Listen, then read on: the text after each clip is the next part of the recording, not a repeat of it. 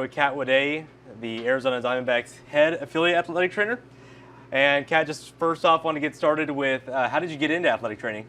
So I was an athlete pretty much the majority of my life growing up. I was a gymnast, sprinter, did all the plethora of sports, and then once I went to college, I just figured that wanted to stay in sports in some way, shape, or form, and specifically I wanted to help athletes get back on the field after injuries, and so got interested in athletic training and went from there. What school did you go to and how did you find that program? I went to Ohio State University, and I found that actually from a random email that they sent me junior year of high school and said, hey, you should check us out. And with Ohio State being D1 school, they also had an excellent athletic training program, and personally wanted to move away from my town and go somewhere completely new and just kind of branch out, make new relationships, meet new people.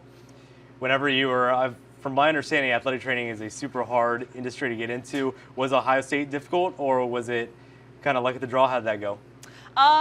It's a competitive program for sure, and actually my first year I did not get accepted into the program, and then talked to their clinical director and figured out what we needed to do to, be able next year to apply and get in. And so that next year just worked hard, studied harder, worked on getting my grades up, getting the GPA up, and then got admitted that spring.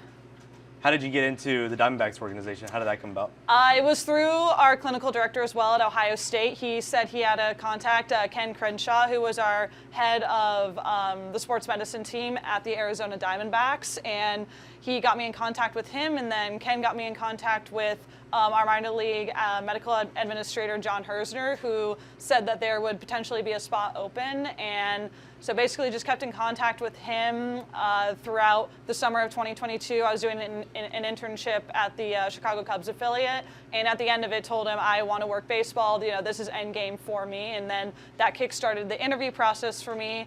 And then spring of 2023, they brought me in as an intern during spring training. And then after that, took my boards, got certified, and they offered me a position to be with the rookie ball team. So last year I was with the ACL D-backs. Well, it just shows how much networking can take your life from the college all the way to. With your time as an intern in AA with the Cubs organization, what did you learn during that time?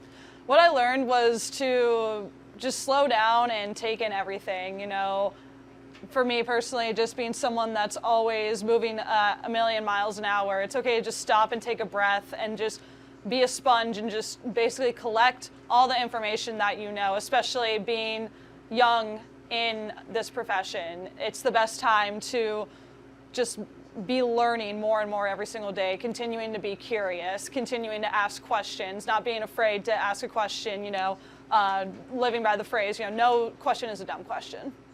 Well, I don't know if this is going to be a dumb question or not, but I'm going to ask you. So a guy comes in, maybe he has a lower body injury or upper body. What are those first steps to kind of diagnose what treatment that guy needs? First steps is you get kind of the history of what's going on, gain a little background, better details about that, and then you start your evaluation, and you're basically getting them on the table, having them move around, doing certain ranges of motion, certain strength testing, functional testing, and special testing to see what's going on there, and then at the end of that, diagnosing in your head if it could be a potential structural injury or if it is maybe just something that can be fixed then and there on the table.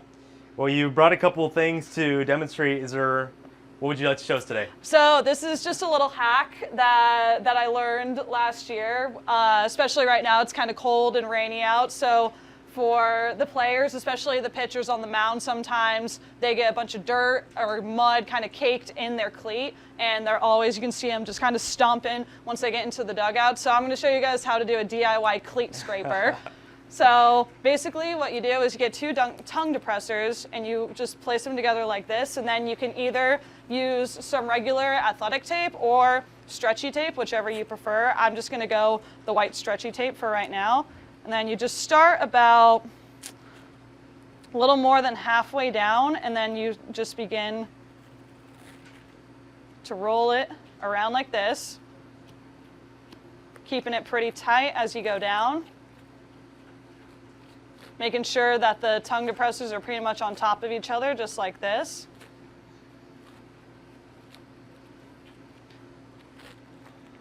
And ripping that. Get your scissors. You want to cut it at an angle like this. And we're just going to do that.